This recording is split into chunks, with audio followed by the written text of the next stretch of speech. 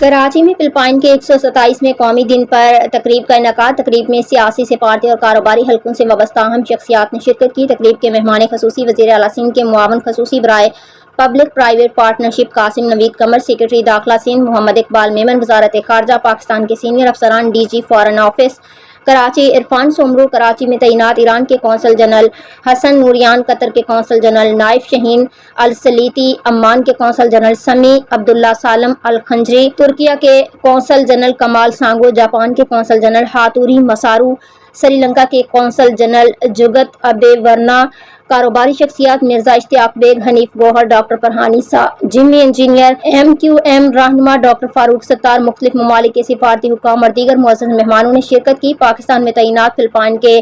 Safeer Emmanuel R